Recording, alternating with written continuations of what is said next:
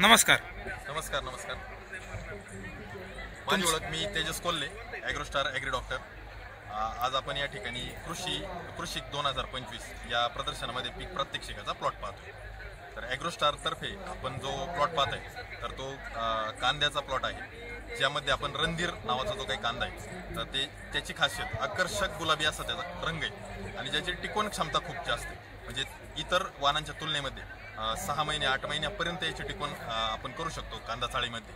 अशा पद्धतीचा हा एक कांदा आहे, जेणेकरून ज्यावेळेस आपण टिकवण केल्यानंतर जेव्हा मार्केटमध्ये कांद्याचा तुटवडा असेल त्यावेळेस आपण आपला कांदा विक्रीसाठी उपलब्ध करू शकतो. साधारण एकरी उत्पादन किती? एकरी 2 किलो बियाणं टाकल्यानंतर जी काही नर्सरी बनते 4-4.5 गुंठ्यातली, त्याची रोपाची पुनर्लागवड जर आपण केली तर अगदी 15 टनापासून तर 20 टनापर्यंत आपण एकरी उत्पादन याचं घेऊ शकतो.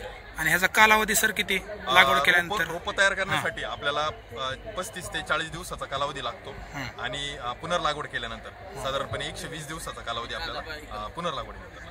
म्हणजे 120 दिवसात आपण मार्केटला हा कांदा जर आपल्याला जर साठवणुकीची क्षमता असेल आणि साठवणूक करू शकलो तर त्याचे नक्कीच फायदे किंवा भाव मिळेल.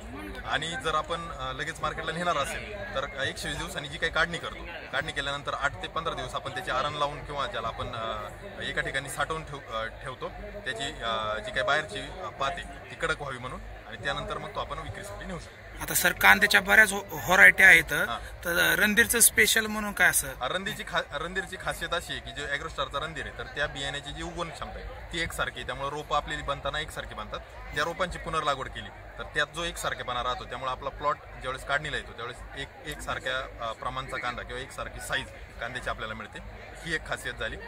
त्यानंतर त्या कांद्याची कीपिंग क्वालिटी किंवा ज्याला आपण टिकवण क्षमता म्हणतो तर ती खूप जास्त आहे. त्यामुळे आपण जितके जास्त दिवस त्याला चाळीमध्ये आपण ठेवू शकतो तेवढा आपल्याला भावात त्याचा फायदा आहे. थँक्यू.